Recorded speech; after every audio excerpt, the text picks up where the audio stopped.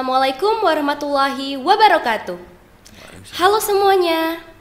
Sekarang kita kembali lagi di podcast MTSN 1 Kota Malang. Nah, hari ini kita kedatangan tamu yang luar biasa menginspirasi loh. Penasaran gak?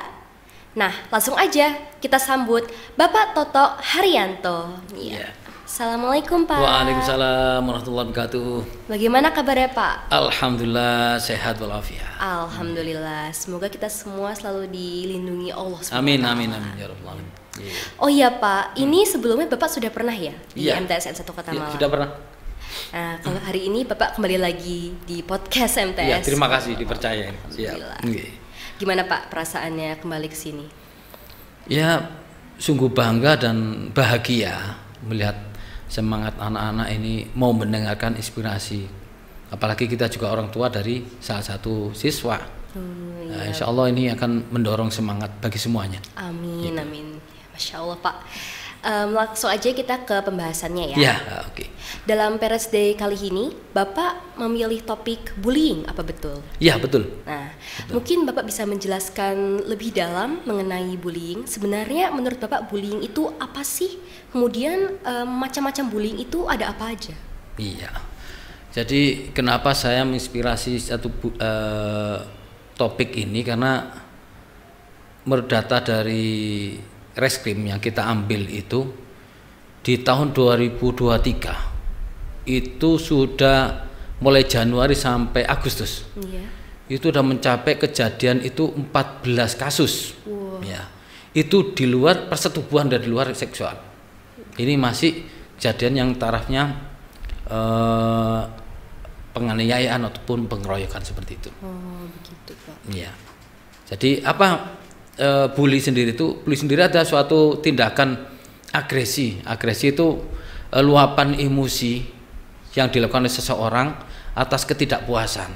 Oh, Ya. begitu. Kepada dirinya juga, kepada orang tua ataupun kepada lingkungan atau yang lainnya seperti itu.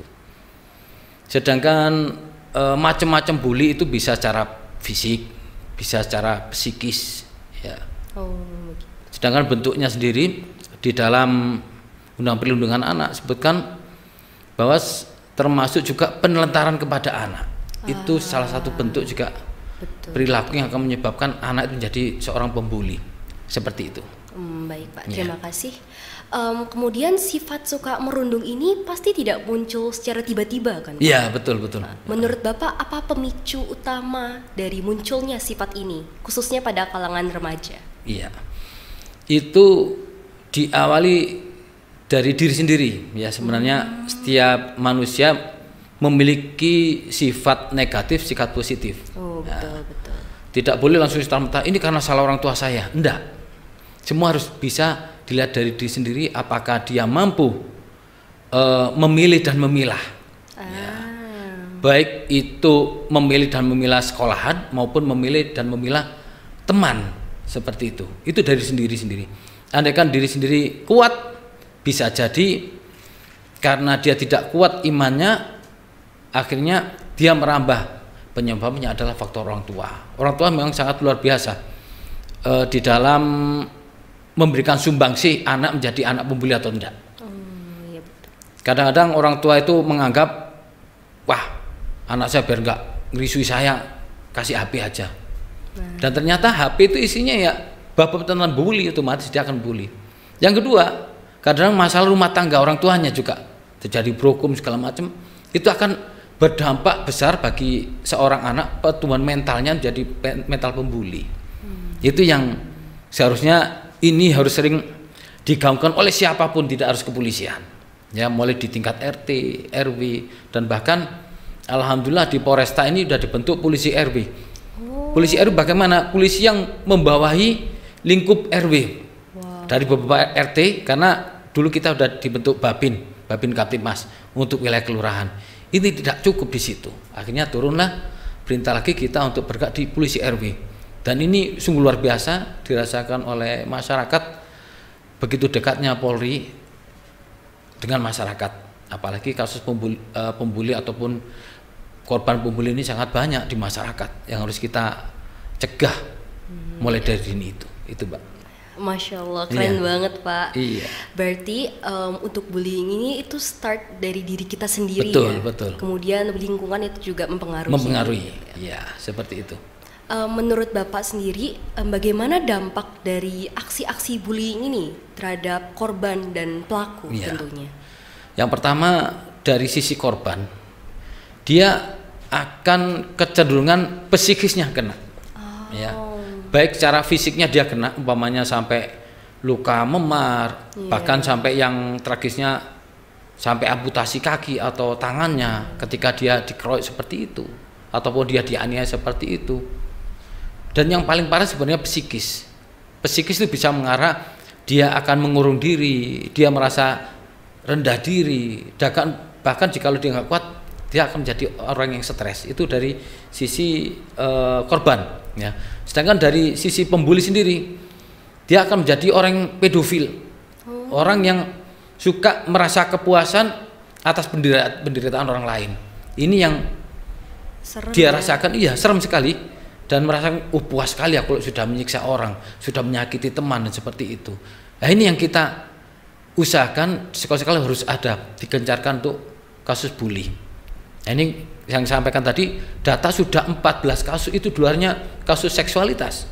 Ya. Padahal di tahun 2021 itu setahun hanya 12 kasus. Ini 2023 itu sudah 14 kasus sampai akhir Agustus kemarin. Nah, ini bisa jadi hitung-hitungan lebih bertambah lagi. Belum genap setahun ya? Iya, belum genap padahal. setahun, ini luar biasa. Makanya mari sama kita membangun mental anak, mental yang baik, ya bukan jadi pembuli atau korban pembuli seperti itu. Baik Ya. Pak, terima kasih. Kemudian apa saja sih cara-cara efektif yang bisa kita lakukan sebagai remaja biar kita bisa menghindar dan mencegah aksi-aksi bullying di sekitar? Ya, untuk menghindar atau melawan ya, kita menghindar atau melawan, saya lebih setuju melawan saja mereka. Dengan cara apa? Melatih diri untuk pertahanan diri. Ya.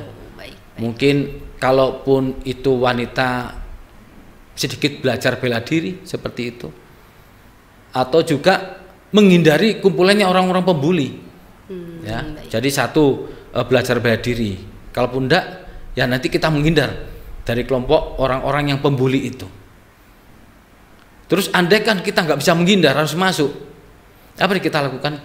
Kita teriak sekencang-kencangnya. Ya, minta tolong. Kalau nggak bisa itu lari seperti itu. Itu cara-cara yang saya anggap praktis. Dan yang paling penting kalau punya HP sekarang, siapa yang punya HP? Iya. Telepon 110 pasti akan ditindaklanjuti oleh polisi. Dan siap. tidak pakai waktu hari-harian ya. Insya Allah tingkatan menit sudah ada datang.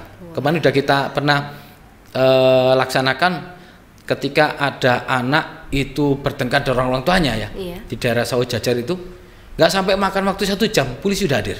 Wow, Nah, mantap ini kan banget. untuk menghindari terjadinya clash antara anak dan orang tua. Ini terjadi di Kota Malang loh. Wow. Kota yang katanya kota pendidikan, tapi masih ada anak yang berani kepada orang tua, bahkan berani tengkar dengan orang tua. Masya Allah itu. Seram. Ya, seperti itu. Baik Pak. Selama Bapak bertugas, pernahkah Bapak mendapatkan laporan dari aksi-aksi bullying lainnya di kalangan remaja ataupun di sekolahan? Mungkin bisa di-sharing pengalamannya Pak. Ya, kalau secara formal pakai surat tidak ada ya, tapi ketika dari info ke info kita langsung bergerak cepat untuk menanggulangi, jangan sampai terjadi muncul adanya kekerasan. Kalau cuma ejek-ejekan ya sering sekali ya, Iya. sering sekali. Tapi ini lebih baik seperti itu daripada sampai terjadi satu gesekan yang membuat luka fisik terutama seperti itu. Dan ini terjadi di kalangan para pelajar dan banyak sekali ya. Alhamdulillah kita banyak mediasi untuk itu, dan kita usahakan sudah tidak ada mediasi dan tidak ada kejadian seperti itu. Alhamdulillah. Ya, iya, alhamdulillah. Baik. Kemudian kesulitan-kesulitan apa saja yang harus Bapak lewati dalam aksi-aksi tersebut? Ini yang pertama dari faktor karakter anak. Iya. Ya, yang kita lihat itu anak merasa benar karena didukung dari support orang tuanya. Ketika orang tua sudah tidak peduli sama lingkungan, dia merasa paling benar, anak pasti seperti itu. Nah ini yang sering terjadi yang kita hadapi. Yang kedua, banyak orang tua yang merasa anak mereka nggak pernah bersalah.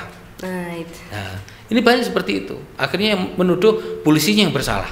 Nah, padahal kalau mau membuka mata hati, membuka hati dengan pikiran yang normal ya, bahwa setiap sesuatu kejadian pasti ada sebab musababnya. Seperti itu. Kalau sampai anak jadi pembuli, ya bisa jadi dia tuh protes kepada orang tuanya yang tidak pernah peduli pada dirinya. Ini yang sering terjadi, orang tua menganggap anak mereka benar. Ya seperti itu. Dan menghadapi situasi seperti ini, jangankan polisi ya, mungkin para pihak sekolah juga bingung kalau menghadapi orang tua yang merasa anak mereka benar. Ya, karena merasa ini tugasnya polisi, ini tugasnya guru, enggak. Semua tugas orang tua juga, tugas anaknya juga, selama anak itu mau diarahkan dan orang tua memberikan contoh teladan. Itu. Berarti support orang tua itu benar-benar penting. Wah, penting sekali, penting sekali. Iya. Kemudian menurut Bapak apa hikmah atau amanat yang bisa didapat dari pengalaman-pengalaman Bapak sebelumnya itu? Saya secara pribadi merasa bersyukur kepada Allah SWT, juga kepada kedua orang tua saya yang telah melahirkan dan mendidik saya. Karena apa? Saya merasa menjadi manusia yang baru belajar menjadi orang yang bermanfaat. Karena hadis Nabi, khairun nas anfa'uhum linnas. Sebaik-baik manusia adalah yang dia bisa bermanfaat bagi orang lain. Maknanya apa? Ketika kita bisa menyelesaikan satu permasalahan sebelum terjadinya bully, kita sudah menyelesaikan dengan mediasi, itu adalah kebanggaan, kebahagiaan sendiri bagi saya pribadi. Jadi, cuma permasalahannya ketika menghadapi orang yang ngotot-ngotot itu, maka perlu kita pakai hati untuk menyentuh mereka menjadi orang tua yang baik, seperti itu. Masya Allah, keren banget Pak, benar-benar menginspirasi. Amin, amin ya. Tidak terasa kita sudah berada di akhir sesi sekarang. Nah, jadi untuk pertanyaan terakhir, saya mau minta Bapak untuk memberi pesan kepada remaja-remaja di seluruh Indonesia. Iya, terima kasih. Pesan saya hanya satu kaidahnya, man jadda wajada. Siapa yang mau berusaha baik, maka dia akan menjadi orang baik. Siapa yang mau belajar keras, dia akan menjadi orang yang sukses. Siapa yang dia mengamalkan ilmunya, dunia akhirnya dia akan dapat. Itu saja. Keren banget Pak, terima kasih Pak. Sama-sama. Terima kasih atas waktunya untuk berada di sesi podcast kali ini. Ya, semoga kita bisa bertemu lagi di lain waktu dan semoga Bapak sukses selalu. Amin. Dan juga mudah-mudahan MTSN 1 selalu dijaga oleh Allah. Amin. Siswa-siswi menjadi siswa-siswi yang baik di dunia dan di akhirat, menjadi anak yang soleh-solehah. Itu aja. Terima kasih. Amin, amin. Terima kasih banyak Pak. Siap. Baiklah, sekian terima kasih podcast hari ini. Saya Lakuina Nayandrana Dinta selaku host hari ini pamit undur diri. Sampai bertemu lagi di sesi selanjutnya. Wassalamualaikum warahmatullahi wabarakatuh.